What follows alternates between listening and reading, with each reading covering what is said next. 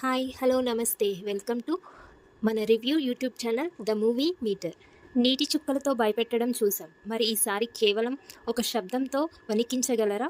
ఆది పినిశెట్టి అరివలగన్ కాంబినేషన్ అనగానే మనకు గుర్తొచ్చేది all time classic thriller Vaishali. దాదాపు 10 ఏళ్ల తర్వాత వీళ్ళిద్దరి కలయికతో వచ్చిన లేటెస్ట్ హర్రర్ మిస్టరీ మూవీ శబ్దం. ప్రస్తుతం ఈ సినిమా G5లో స్ట్రీమ్ అవుతుంది. మరి ఈ సినిమా వైశాలి మ్యాజిక్ను రిపీట్ చేస్తుందో లేదో ఇవాల్టి మన వీడియోలో చూద్దాం.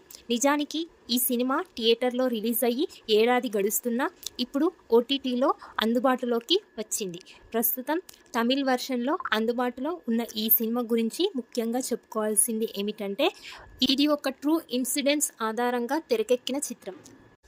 దర్శకుడు కొన్ని సినిమాటిక్ లిబర్టీస్ తీసుకున్నప్పటికీ కథలోని ఆత్మను మాత్రం ఎక్కడా దెబ్బతీయలేదు.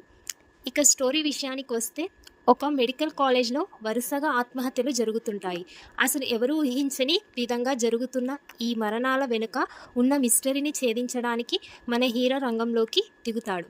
హీరో కాబట్టి ఎలాగో సమస్యను పరిష్కరిస్తాడని మనకు తెలుసు. కానీ ఆ ప్రాసెస్ ఎలా ఉంది, ఆ శబ్దం వెనుక ఉన్న రహస్యం ఏంటి అనేది డైరెక్టర్ చాలా ఇంట్రెస్టింగ్గా చూపించే ప్రయత్నం చేశారు. నటీనటుల విషయానికి వస్తే, ఆది పినిశెట్టి తన నటనతో ఎప్పటిలాగే మెప్పించారు. లక్ష్మీ మీనన్ మరియు మిగిలిన క్లాస్ తమ పరిధి మేరకు బాగా చేశారు. కొన్ని కేమియో రోల్స్ కూడా కథకు ప్లస్ అయ్యాయి.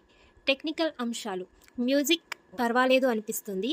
హర్రర్ సినిమాకు సౌండ్ డిజైన్ ముఖ్యం కాబట్టి ఆ విషయంలో జాగ్రత్తలు తీసుకున్నారు.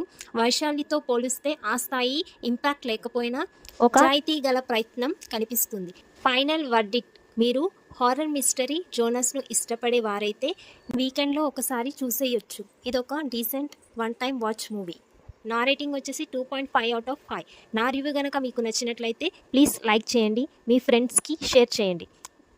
మీరు ఈ సినిమా చూసినట్లయితే మీకు ఎలా అనిపించిందో కింద కామెంట్స్ సెక్షన్లో తెలియజేయండి. మరిన్ని ఇంట్రెస్టింగ్ రివ్యూల కోసం review channel the movie meter subscribe చేయడం మర్చిపోకండి. మరో రివ్యూతో మళ్ళీ కలుద్దాం. అంతవరకు బాయ్ బాయ్.